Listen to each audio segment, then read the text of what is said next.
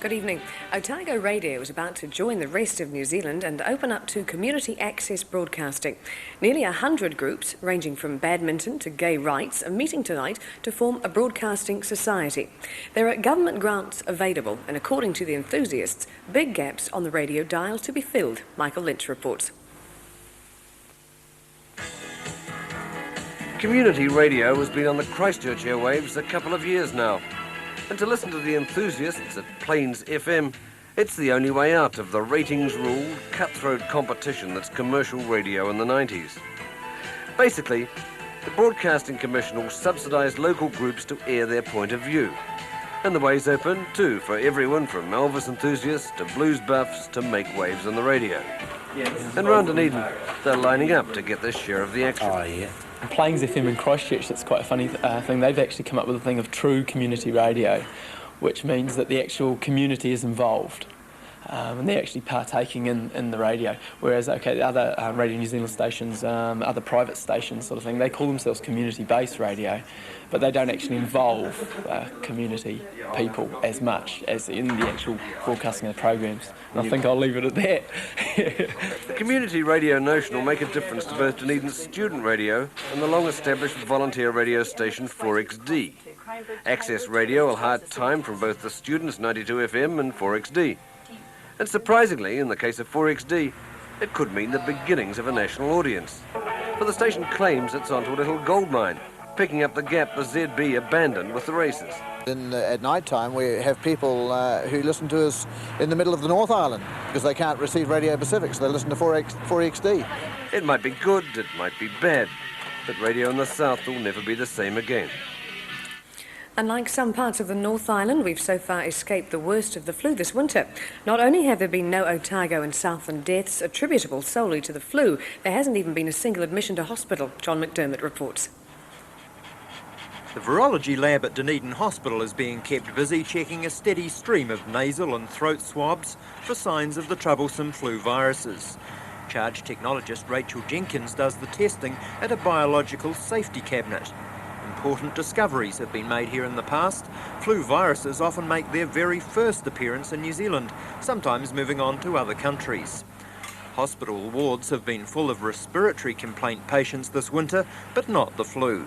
So far we've had 6 laboratory confirmed cases, but we've actually had a lot more swabs than that, but we've only confirmed 6. Where have those cases been? From Southland area.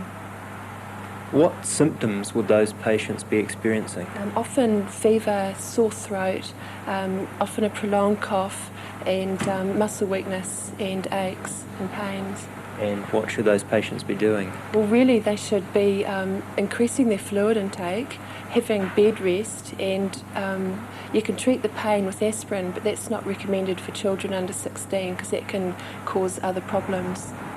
So far, not a single case of the debilitating flu A strain has been diagnosed in the south this winter, but monitoring will continue for several more months.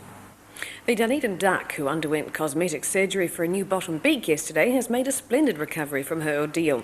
Daisy's back at the SPCA kennels today, and although she's not exactly leaping around, she's surprised everyone with her rapid return to health. Lee Bramwell reports. Daisy's lower beak was shot off, and that made life difficult. So yesterday at the North Dunedin Vet Clinic, Russell Brown fitted her with a new plastic bill, moulded by a dental technician. It was an innovative piece of surgery which seems to have done the trick, and Daisy's made a rapid return to health. Well, it's quite remarkable. She was asleep when the South Tonight was on last night, but she recovered in time to watch it on national news. And has she been eating? Yes, she has. It's just like a normal duck, and it's quite really pleasing to see the way it's turned out. Daisy will stay at the kennels for a few weeks yet. There could be some growth of the beak, which might need adjustments. The good news is that by the time she's released, the duck shooting season should be over. Next thing you know, she'll be wanting a facelift. 2 of the South's top young canoeists are showing great form leading up to the World Junior Whitewater Slalom Championships in Switzerland. 17-year-old Kavanagh College student Brian Plunkett has just won a major warm-up event.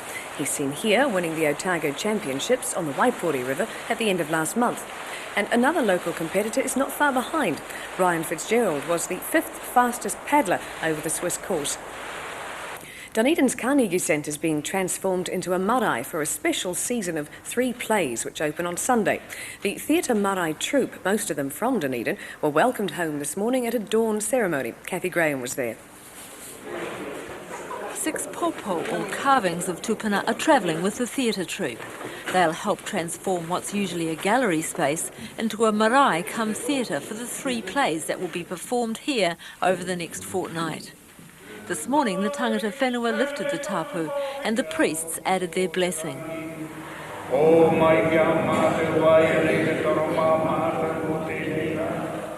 The plays, taken from the International Festival of the Arts in Wellington, are by local writers, and 2/3 of the troupe are also from Dunedin.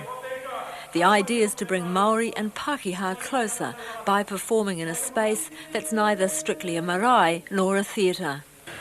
Good intending Pākehā, people who have never been exposed to marae. I mean, how do you get admission to a marae, if you like? Do you go knock on the doors and say, I want to come in?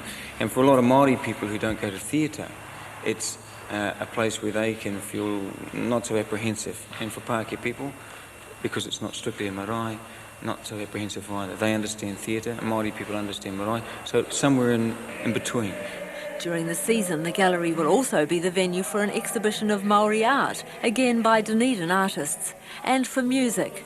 This song's from Honi Tafare's play. Different ways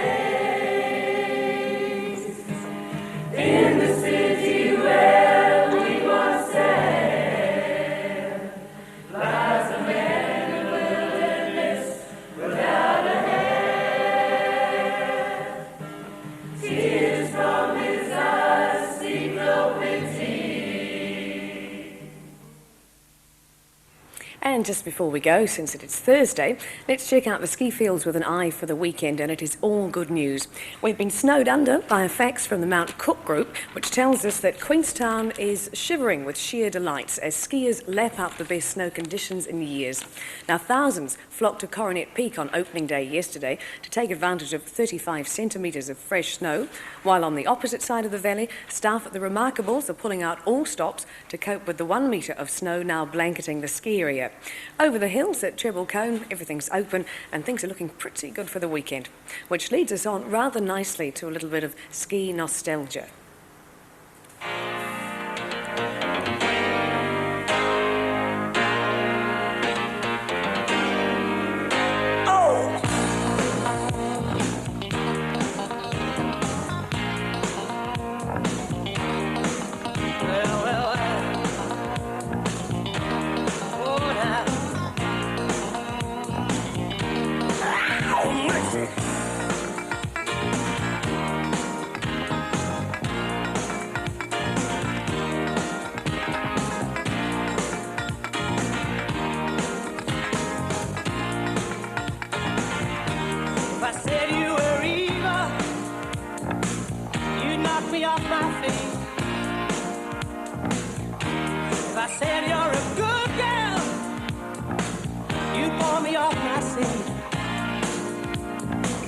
You'll never see me walking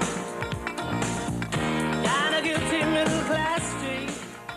Lots to look forward to. We'll be back tomorrow. Good night.